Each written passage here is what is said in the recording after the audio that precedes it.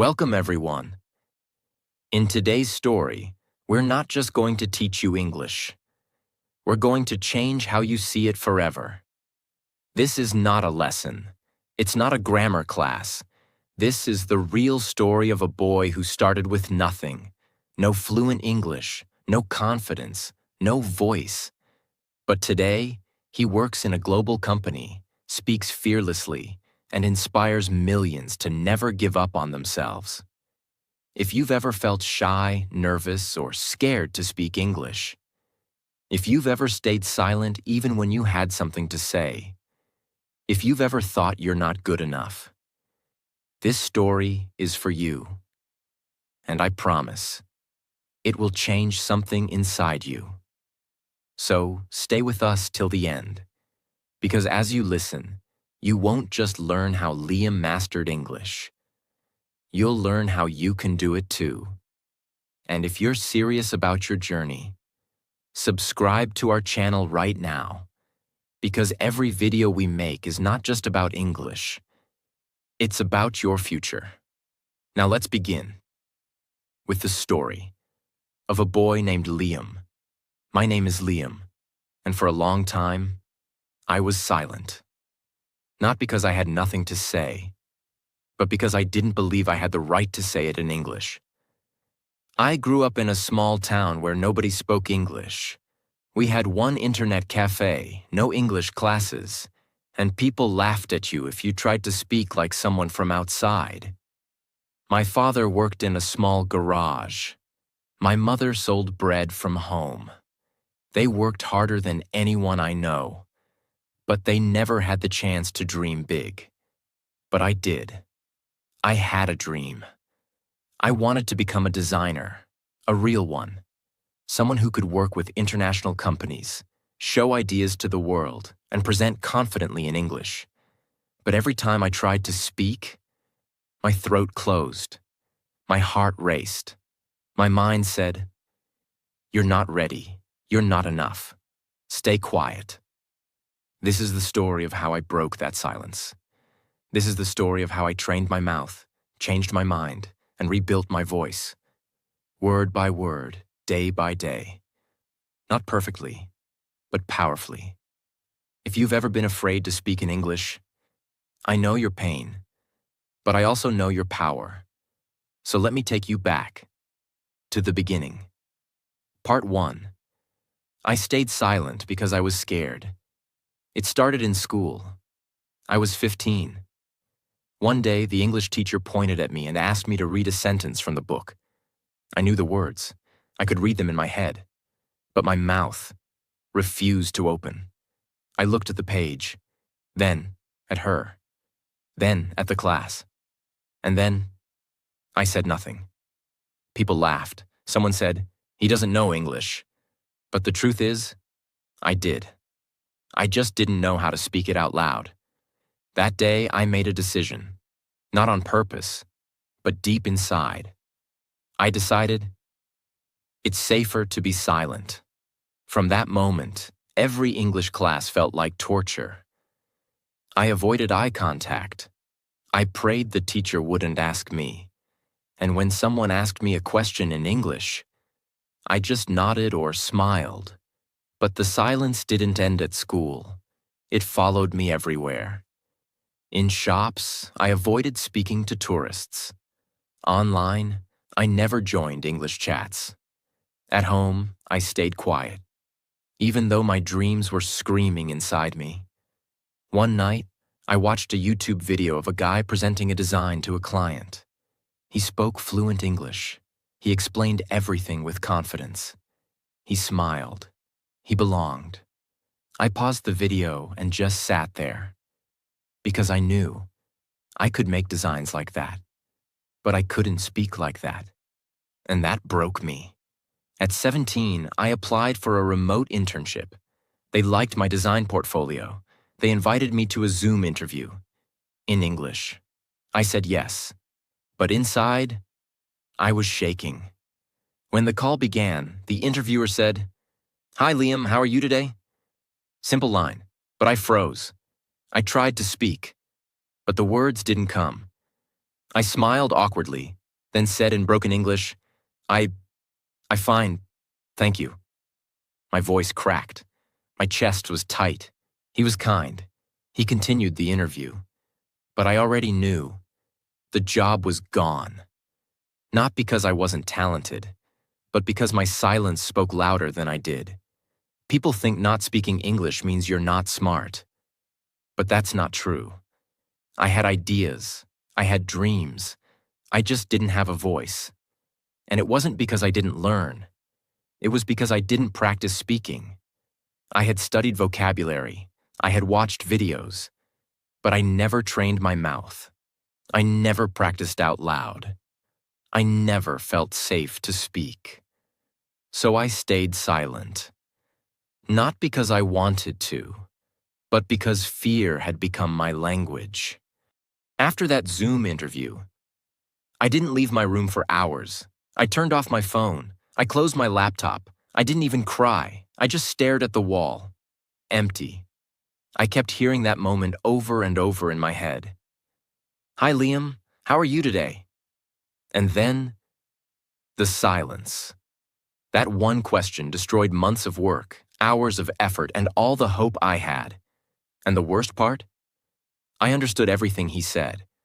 I understood every sentence, every word. But I still couldn't reply. I had the English inside me, but I had locked it away, deep inside. And I didn't know how to open that lock. The lock wasn't language, it was fear. People say, learn vocabulary. People say, watch English movies. People say, use this app, that website, this course. I did all of that. I had lists of vocabulary. I watched hours of videos. I followed Instagram pages. I knew the words. I just couldn't use them when it mattered. Why? Because I never trained my mouth. Because I never trained my courage. I was the guy who got the answers right on paper, but failed in conversation. I could write an email, but I couldn't say hello without sweating. I could understand a podcast, but I couldn't speak even one clear sentence out loud. I had built an English brain, but I had never built an English mouth. And so I kept locking it all away. Every time I wanted to speak, I stopped myself. I'd say, not now. I'd say, tomorrow. I'd say, I'll practice later. But later never came, because fear grows in silence. And every time I stayed silent, the lock became stronger. What if I make a mistake? What if they laugh? What if I sound stupid? What if I forget the word? What if I freeze again? I said, what if, so many times, that I forgot to say anything real. I was living inside my brain, not my mouth. I was playing fake conversations in my head, but saying nothing in the real world. It was around midnight. Everyone at home was asleep. I was lying in bed, staring at the ceiling. I felt heavy, tired, frustrated, angry, but mostly ashamed. Ashamed that I had all these dreams, and I was doing nothing about them. Ashamed that I was letting fear decide my life. And then something happened. I got up, slowly. I walked to the mirror in the hallway. It was dark, but I could see my reflection. I looked at myself. Really looked. My eyes were tired. My shoulders were down. I looked like someone who had given up. And then, without planning, I said one sentence out loud. I want to speak English. That was it.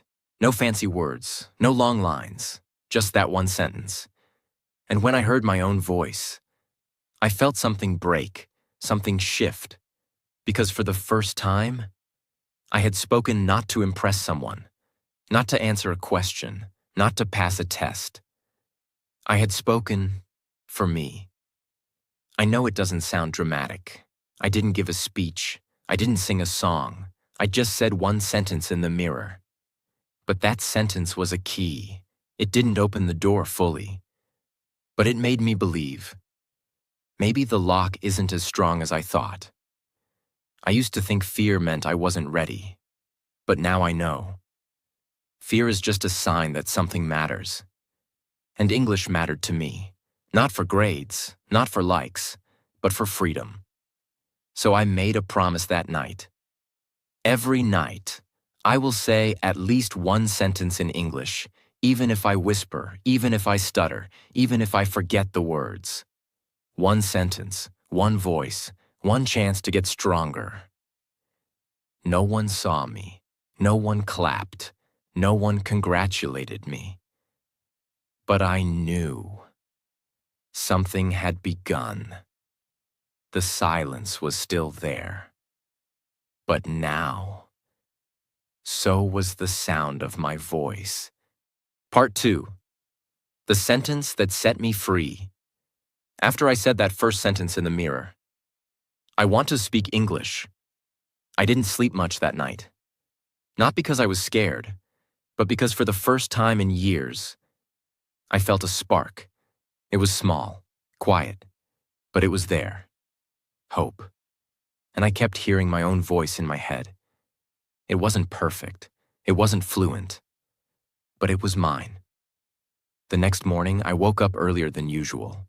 The house was still quiet. And instead of grabbing my phone, I walked back to the mirror. I looked at myself. Same face, same eyes. But something felt different. I stood there. And this time, I didn't wait for motivation. I just opened my mouth and said, "My name is Liam. I am learning English one day. I will speak fluently." 3 sentences, simple, short, but they shook something inside me. From that day, I started speaking one new sentence every morning. Not for YouTube, not for school, not for a test, but for me. I didn't care if the grammar was perfect. I didn't care if the pronunciation was correct. I just wanted my voice to stop being afraid. Here's what my first week looked like. Day 1. I want to speak English. Day 2. I believe in myself. Day 3. My English is getting better. Day 4. I'm not afraid to try. Day 5. I can talk about my day. Day 6. It's okay to make mistakes. Day 7. I will not stay silent anymore. That last one made me cry. Because I knew this wasn't about English anymore. This was about me. Choosing to exist. Choosing to be heard. Most people try to speak English by thinking, but I had already done too much thinking. I needed to do the opposite. I needed to train my mouth. So here's what I did, and it changed everything. 1. Mirror speaking. 5 minutes every morning. I stood in front of the mirror. I looked at myself in the eyes, and I said, "Good morning. Today, I feel I will try to do." Even if I didn't know the words, I tried. Even if I messed up, I smiled. And if I didn't know how to say something, I would speak in broken English, because broken English is better than perfect silence. Record and replay my voice. I took my phone, opened the recorder, and I said one sentence out loud. Then 2. Then 5. Then I played it back. And I listened. Not to judge myself, but to recognize myself. It was weird at first. Hearing your own voice always feels strange. But over time, it became familiar. And then, beautiful. 1 shadowing exercise per day. I picked 1 short English video. Could be a TED Talk or an English conversation. I paused every sentence and repeated after it. I copied the tone, the rhythm, the pauses, like a singer practicing a song. At first I was slow, but slowly. I started flowing. Speak to 1 object in my room. Yes, I know it sounds funny, but I picked 1 object in my room, like a chair or a notebook, and I spoke to it. Hello, notebook. Today, I feel tired. Hello, chair. I have a dream. Hello, mirror. I want to change my life. It wasn't about the object. It was about building courage. I had been scared of people, so I started with things, and slowly, the fear disappeared. I was in the kitchen. My younger brother was playing a YouTube video. It was in English. Usually, I would ignore it. But this time, I stopped and listened. And without even thinking, I repeated the line out loud. Then another one, and another one. I wasn't afraid. I wasn't perfect. But I felt free. That's when I knew. Something inside me had changed. Speaking English has nothing to do with being smart. It has nothing to do with your grammar test. It has everything to do with courage. And courage is a muscle. The more you use it, the stronger it gets. And every small sentence I spoke was like lifting a small weight. And over time, I became strong. I still hadn't spoken in front of people. I still hadn't given a full answer in a real conversation. I still hadn't shown the world who I was. But now, I had a voice. And I wasn't afraid of it anymore. The sentence didn't make me fluent. It didn't make me perfect. But it made me believe. And that belief set me free. Part 3.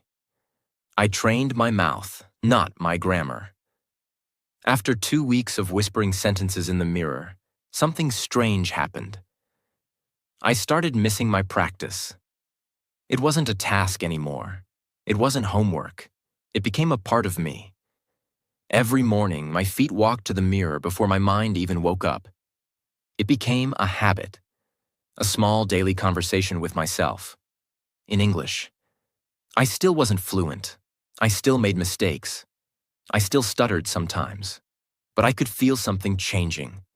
Not outside, but inside. The shift. Most of my life, I studied English like a subject. I memorized words. I circled correct answers. I passed tests. But I never learned to speak. I never trained to express. I never practiced to perform. Because schools train your brain. But no one trains your mouth. I realized something powerful. Speaking is not knowledge. Speaking is muscle memory, just like athletes train their legs, just like singers train their vocal cords. If you want to speak English, you must train your mouth. I knew all the grammar rules. Past perfect, present continuous, modals, tenses, conditional. But none of those helped me when my voice shook in public. Because my problem wasn't grammar, it was fear. Lack of muscle memory, lack of confidence, lack of real daily speaking. So I made a decision. From now on, no more grammar books, no more memorizing for perfection. I would train my mouth every single day until it stopped shaking. I didn't tell anyone. I didn't post on social media. I didn't need motivation. I needed results. I created a simple system, one that changed my life forever. I stood in front of the mirror, no phone, no distractions. I made eye contact with myself. I treated the reflection like another person, and I began, "Good morning. How are you today? What are your plans?" It felt awkward, but I smiled. I spoke slowly. I opened my mouth more than usual. I focused on movement. Because speaking is physical, and I needed to teach my mouth how to move again. Next, I picked one English sentence from a movie, podcast, or TED Talk. Example: success doesn't come from what you do occasionally. It comes from what you do consistently. I listened. I wrote it down. Then I recorded myself saying it out loud, 5 times in a row. Play, pause, repeat. Listen to my own voice.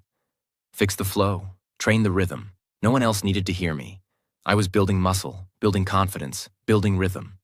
Every day I chose one simple topic. What did I do yesterday? My favorite food. A memory from school. My future dreams. Then I spoke about it, in English, for 2 minutes minimum. Even if I stuttered, even if I paused, even if I forgot words. If I didn't know the word for something, I explained it in another way. This taught me how to survive in conversation, not just memorize lines. Before sleeping, I did a final whisper practice. No energy, no pressure. Just me and my thoughts. In English. Even if I was tired, I would say one or two simple sentences like, "Today I practiced well. I'm getting better slowly. Tomorrow I will try again." That bedtime voice became my daily goodbye to fear. I didn't become fluent overnight. But after 30 days, I could speak without panic. I could speak without whispering. I could speak without feeling like a fraud. One day, something unexpected happened. My cousin came to visit. We were sitting in the living room. He asked me, "Have you watched this new English movie?" I nodded. Then, without thinking, I started talking about the story. In English. Not perfectly, but naturally. He looked at me, surprised. He said, "When did you start speaking like this?" And I smiled, because I knew. It wasn't magic. It wasn't a course. It wasn't a miracle. It was mouth training, daily, honest, alone, in silence. And now, I was speaking. Not for them. For me. If you're watching this video right now, let me tell you the truth. You do not need better grammar. You need mouth training. You need real sentences, real practice, real repetition. Your brain already knows English, but your mouth doesn't trust you yet. So teach it, train it, talk, whisper, stumble, pause, but do it every single day. And I promise you, your voice will return. I had spoken in front of the mirror. I had spoken to myself. I had spoken to my phone. But I had never spoken in front of a group. I had never stood up in public and said something in English with eyes watching me.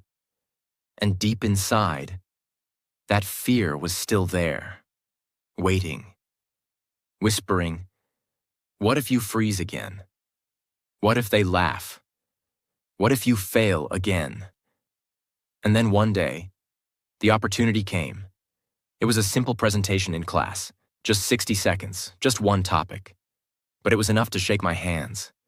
Enough to remind me of every moment I stayed silent before. I stood up. I walked to the front. My legs felt heavy, my chest tight.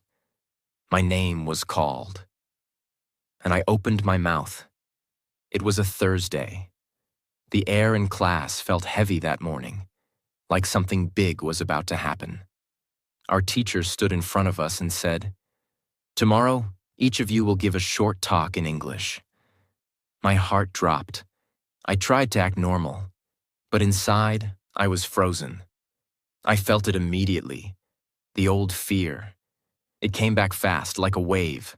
My chest tightened. My palms began to sweat. That voice in my head started again. "You can't do this. You'll freeze. They'll laugh." That night, a storm inside me. I walked home slowly. The whole world felt louder than usual. My thoughts were screaming. My breathing was shallow. I couldn't eat properly. I sat at the dinner table staring at my plate. My mom asked, "Is everything okay?" I smiled. "Yeah, just tired." But I wasn't tired. I was terrified. That night I didn't sleep. I stared at the ceiling again. The same ceiling I had stared at weeks ago, when I couldn't even say one sentence. But now, something was different.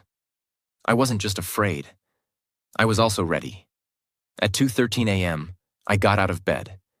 I stood in front of my mirror. I looked at myself, just like I had on day one. I saw the same eyes, but not the same person. And I whispered, "You've trained for this. You're not silent anymore. They're not enemies. They're just people.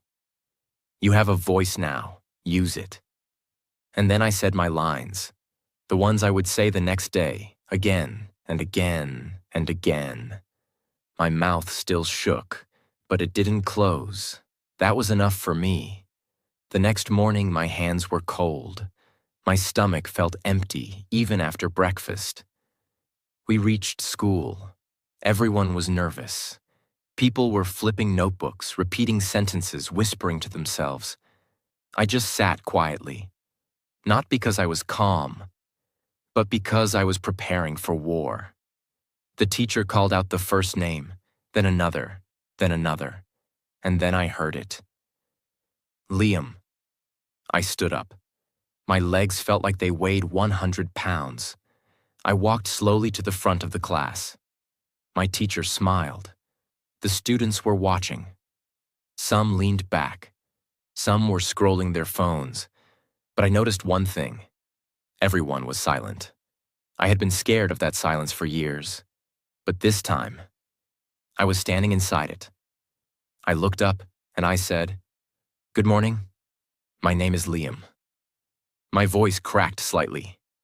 But it came out. I paused. Then I breathed. Then I continued. Today, I want to talk about my journey with English.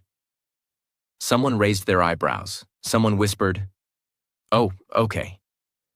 But I ignored everything, except my next sentence. For many years, I was scared of this language. I thought if I made a mistake, people would laugh. So I stayed silent. I could hear my heartbeat in my ears, but I kept going. I said, "But silence is heavier than any mistake. It doesn't protect you, it traps you." And I got tired of hiding. One girl looked up from her desk. A boy in the corner sat forward slightly. I could feel the room shifting. So I started speaking one sentence a day, to the mirror, to myself, to no one. And slowly, my silence turned into sound. I ended with, "I'm not fluent. I'm still learning, but I'm not silent anymore." Then I said, "Thank you." And I looked up. No one laughed. No one whispered. No one smirked. For about 4 seconds, there was just silence. And then, someone clapped. Then another. Then the entire class clapped. Not because it was a perfect speech. Not because it was advanced English. But because they knew. This was real. This was brave. This was human. My hands were still shaking. But inside, I felt something new. I didn't feel small. I didn't feel ashamed. I didn't feel like the boy who froze on Zoom. I felt free. Speaking English isn't about sounding perfect. It's about showing up, even when your voice shakes, even when your mouth forgets, even when fear is screaming inside. And when you do that, even the world stops to listen. That one speech changed everything, but it didn't complete me. I still didn't speak in public often. I still avoided long conversations. I still panicked sometimes when native speakers spoke too fast. This was not the finish line. This was the gate. And now, I had to walk through it. Because there was one final fear left. Can I speak English in real life? With strangers? In meetings? On calls? Under pressure? In a job interview? That's where I was heading next. Part 4. I don't study English anymore. I live it. After my classroom speech, something shifted.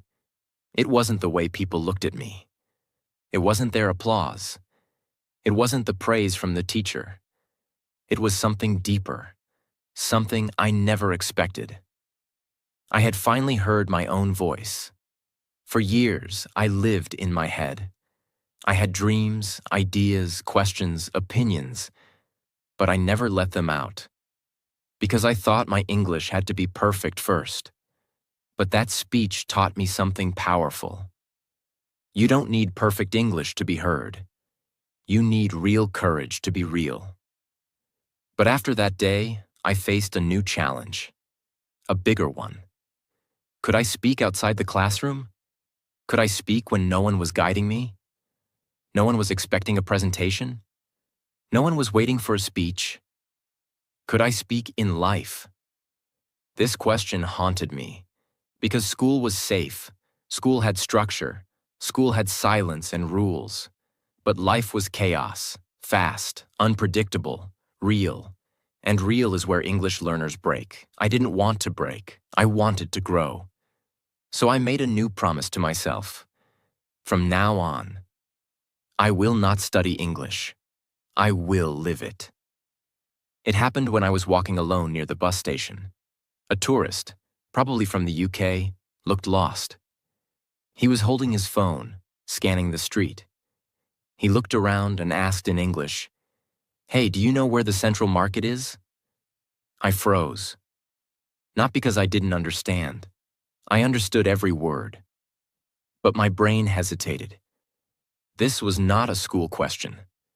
This was not a safe mirror exercise. This was real life. And real life doesn't give you time to think twice. He repeated, "The market?"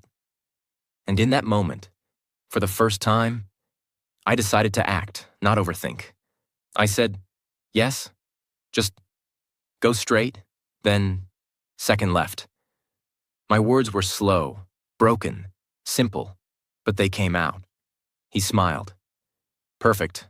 Thanks a lot, man." And walked away. He didn't correct my grammar. He didn't laugh. He didn't wait for me to sound like a native speaker. He just listened, responded, moved on. I stood there, frozen. But this time, not from fear, from pride. I had just spoken English in real life, to a stranger, and the world didn't explode. I didn't die. Nothing bad happened. In fact, something good happened. For the first time ever, I felt useful. In English. That was the beginning of everything. After that, I didn't stop. I wanted more of these moments, more of these small, real-world victories. So I created something called the Real English Challenge. I told myself, every day, I will find one real-world moment to use English, no matter how small, not with friends, not with classmates, but with real people. At first, it was terrifying, but I knew if I didn't use it, I would lose it. So I started small. Day 1, coffee shop. I went to a small cafe in the city where staff spoke a little English. I waited in line. My heart was beating. When my turn came, I looked the barista in the eye and said, "Can I get one cold coffee? And one sandwich, please." It wasn't fancy. It wasn't fast. But I said it. He replied, "Sure. Anything else?" I shook my head, smiled, and said, "No, that's all." It was done. I took my food, sat down, and looked at the receipt. Not because I wanted to check the price, but because I wanted to remember this moment. I had just made my first order, in English, all by myself. Day 2. Voice note to a friend. I had a friend online from Spain. We both were learning English. Usually we texted. But I challenged myself. Today, I would send a voice note in English. It took me 5 tries to record one sentence. My hand was shaking when I pressed send. But I did it. She replied with a voice note too.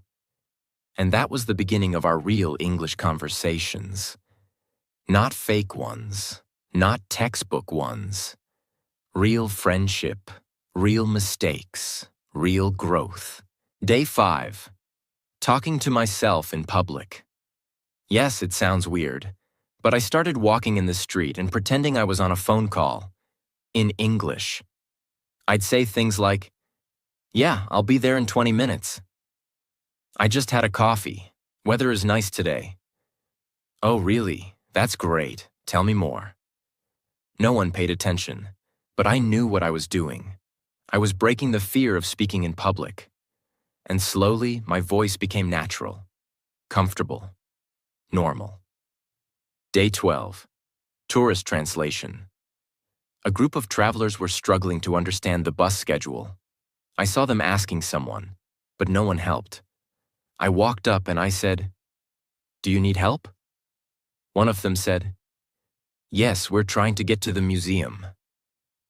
I explained the bus number, the stop, and how long it would take.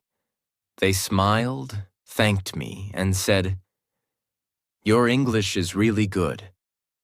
I almost cried, because no one had ever said that to me before. But more than that, I didn't care if it was good. It worked, it connected, it helped. And that's what I really wanted. I was no longer studying English like a subject.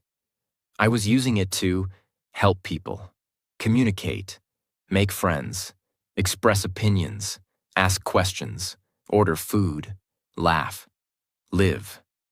That's when I realized fluency isn't about big words. It's about comfort in your voice.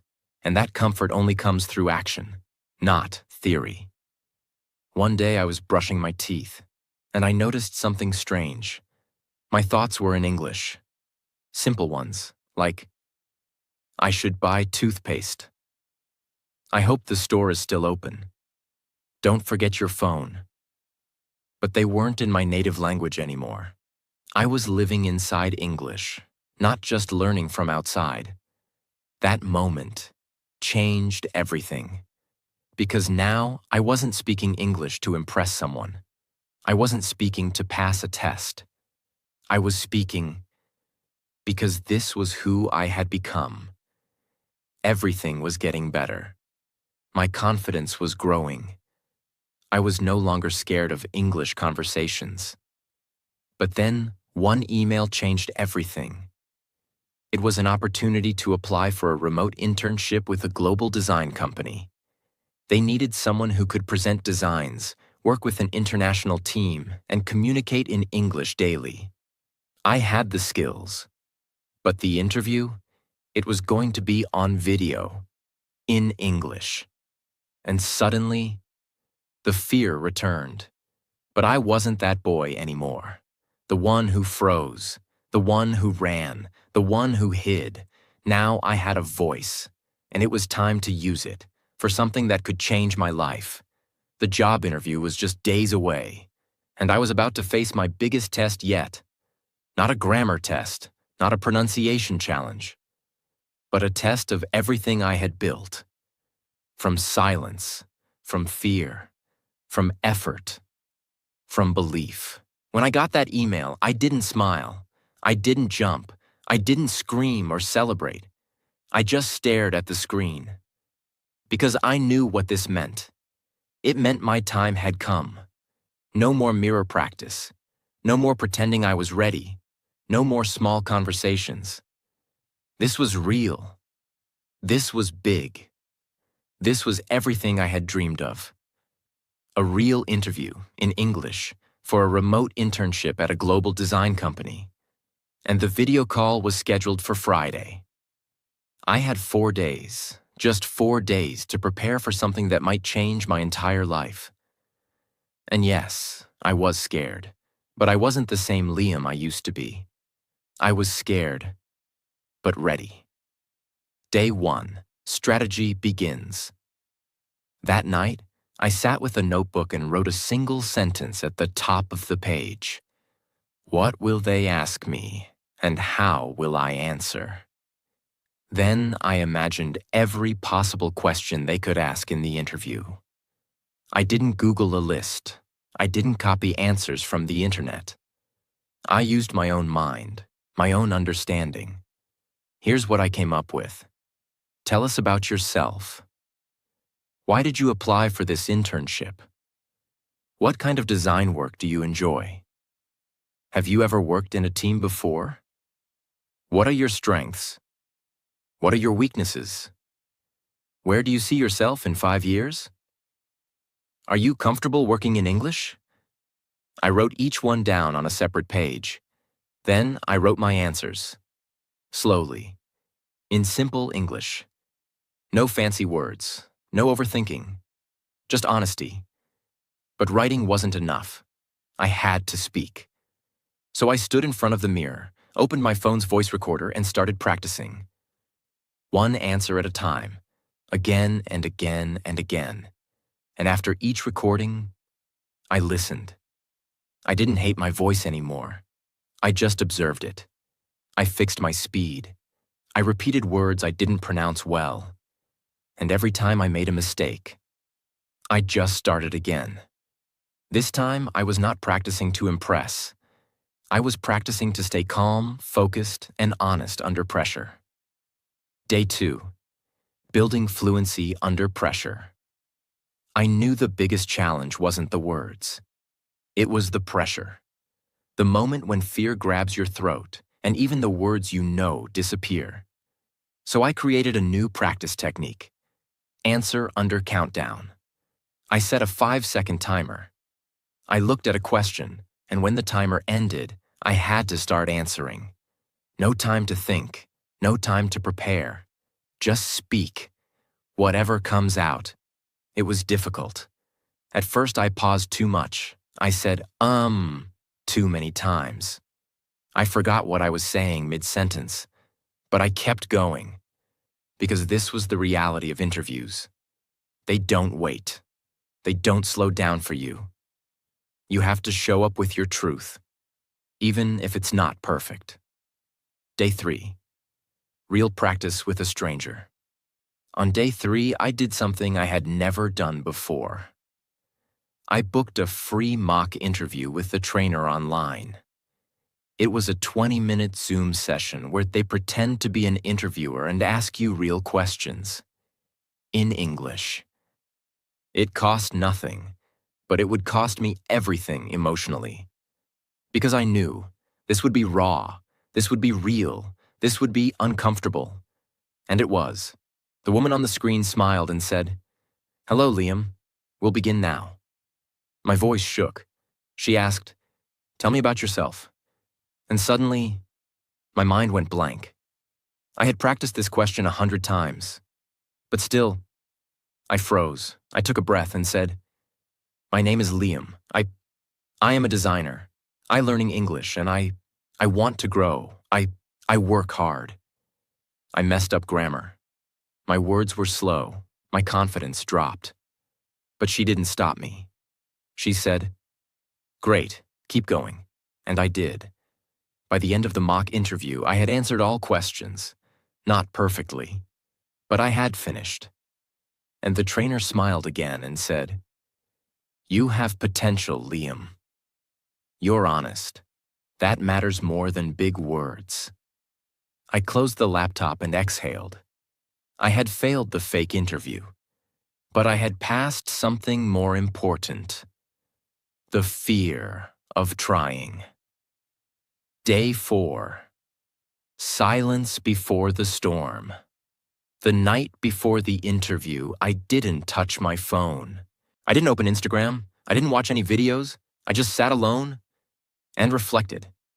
I reminded myself why I started, where I came from, what I had overcome, and who I had become. I wasn't that boy who stayed silent anymore. I was a speaker, a dreamer, a doer, and tomorrow, I would show that, even if I failed. Because failure in English doesn't hurt like silence. Silence kills your dreams slowly. Mistakes? They make you stronger. So I slept early. No fear, no panic, just purpose.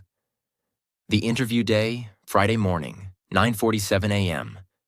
The interview was at 10 a.m. I had shaved, combed my hair, set up my laptop, cleaned my background, wore a simple blue shirt. My heart was calm, but fast. I checked everything twice. Camera, microphone, internet, 9:59 a.m. I sat in front of the screen staring at the Zoom link. 10 o'clock, I clicked Join Meeting. The screen blinked, and suddenly, there they were, 2 people, 1 woman, 1 man, both smiling. The woman spoke first. "Hi, Liam. Thank you for joining. Can you hear us okay?" And right there, in that one moment, I faced the ghost of my past. Because years ago, I had heard the same line. And I froze. But now, I smiled back and said, "Yes, I can hear you clearly. Thank you so much for the opportunity." And from that moment on, I didn't stop speaking. They asked me about my work. I told them how I design, why I design, how I use feedback, what I'm learning now. They asked me about teamwork. I shared my small group projects in school, how I listen, how I handle conflict. They asked about my goals. I said, to grow as a designer and as a communicator. They asked, are you comfortable working in English daily? I smiled. I said, I won't say I'm perfect, but I speak every day. I learn every day, and I am not afraid anymore. They nodded, and one of them, the man, said something I'll never forget. Liam, your English is not perfect, but your honesty, your energy, and your growth mindset, that's rare. Thank you. They ended the interview with warm smiles.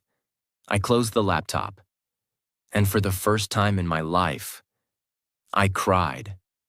Not because I failed, but because I had faced everything that used to break me. And I had spoken through it. People don't want your perfect English. They want your real presence. They want your voice, your clarity, your effort, your truth. The world doesn't belong to the fluent. It belongs to the brave. And that day, I had finally become both. I didn't open the email right away. After the interview, I waited, not for a reply, but for silence to return, because I was used to rejection. I had lived with it before, and if they said no, I would still be proud, because this time I had shown up, spoken up, and stayed present, fully, in English. But then, 3 days later, I opened my inbox. The subject line said, "Congratulations, Liam. You're selected." I didn't jump. I didn't scream. I didn't shout or dance. I just sat there, quietly, and let the tears fill my eyes. Not because I was shocked, but because I was ready, not just for the job, but for the life that was now opening up to me. It was a Monday morning. My first meeting was scheduled at 10 a.m. with 5 other team members across the world, people from Germany, Brazil, Canada, and South Korea. All of them spoke fluent English. And now? So would I. I logged in. My camera was on. My mic was working. They smiled. And someone said, "Hey, Liam, welcome to the team." And I replied, "Thank you. I'm really happy to be here." That sentence, it was short. But for me, it was louder than a speech because I wasn't speaking English to learn. I was speaking English to live. In the next few weeks, I learned something powerful.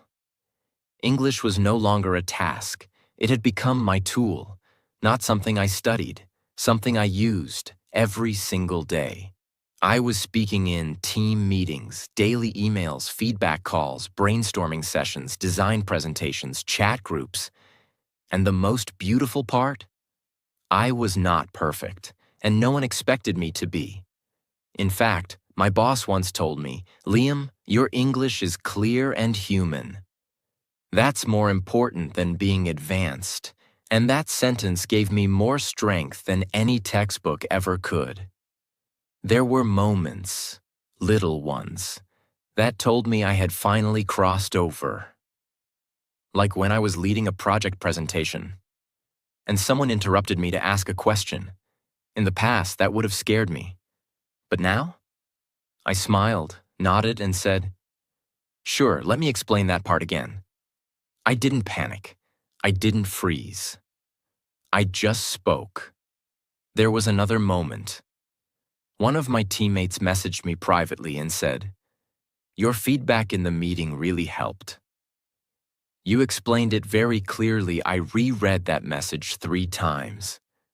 Because I remembered a time when I couldn't even say, "I need help." Now I was helping others.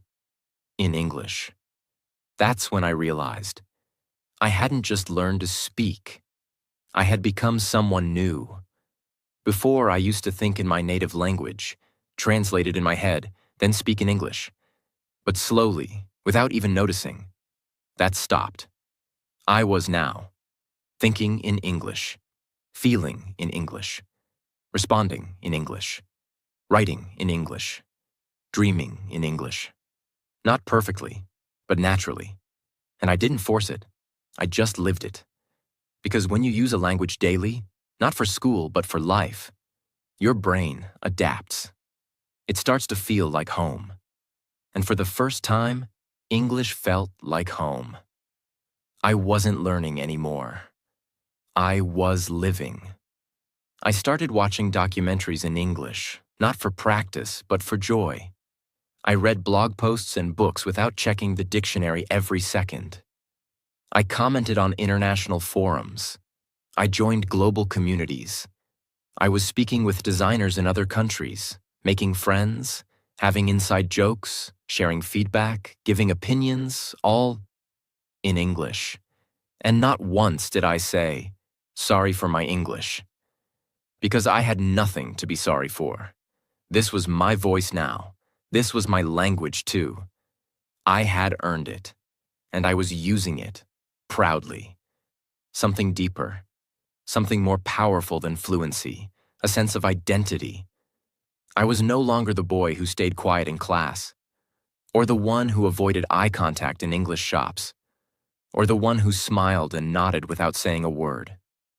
Now, I was confident, I was trusted, I was respected. Because of my voice, because of my journey, because of my story, and even though I still made mistakes, they didn't define me. My courage did.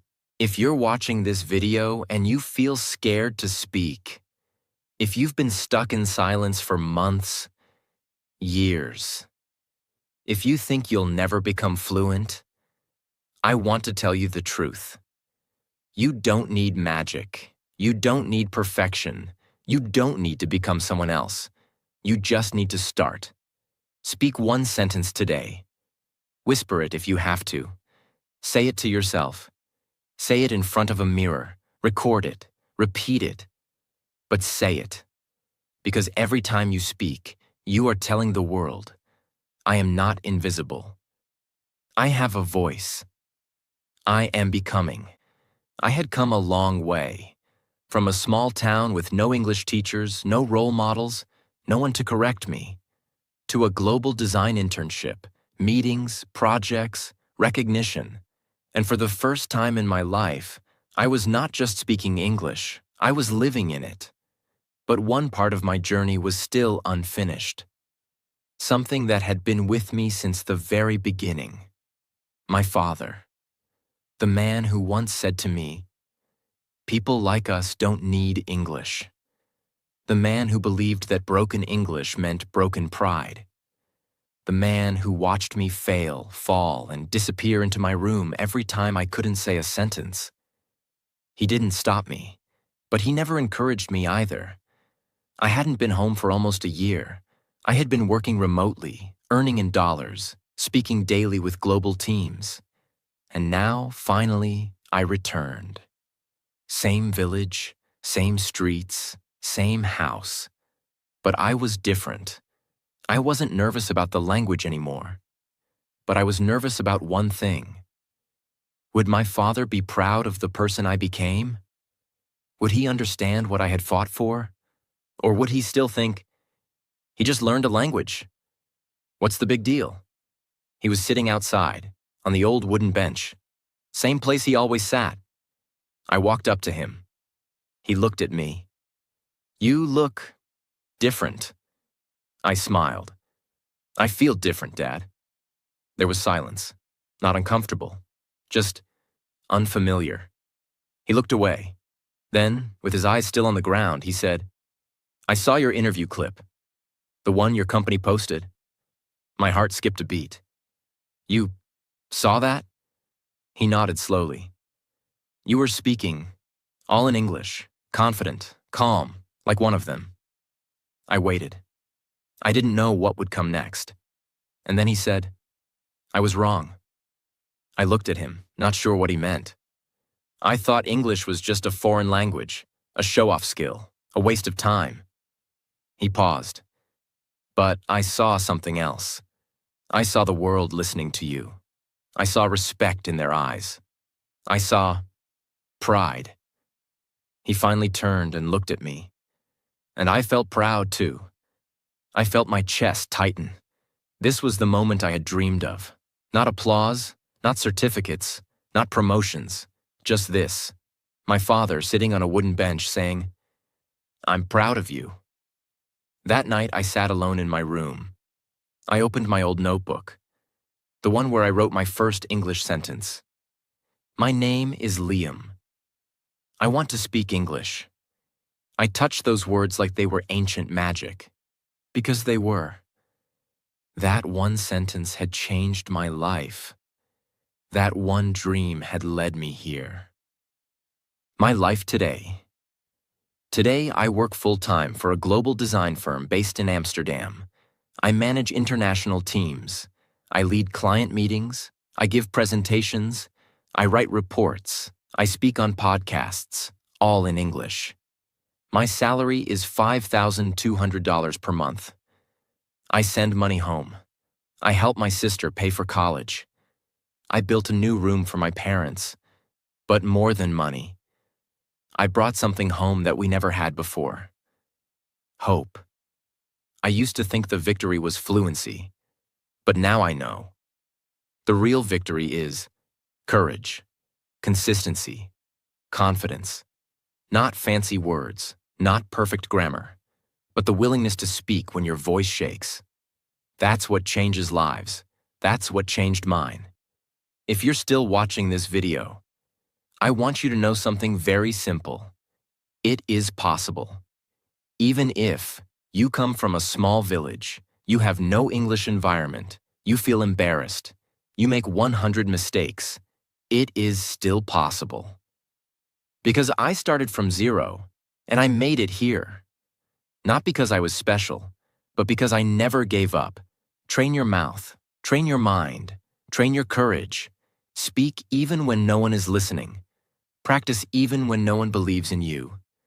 Because one day, the world will listen, and your voice will matter. And on that day, you will realize you didn't just learn English. You changed your entire life. Thank you for watching. This was the true story of how I became fluent in English. Not in a school, not with magic, but with struggle, silence, and unstoppable belief. If this story helped you, if you felt something, if you see a part of yourself in me, then do one thing: subscribe. Because this channel is here to help you become what no one thought you could be. Speak English. Live free.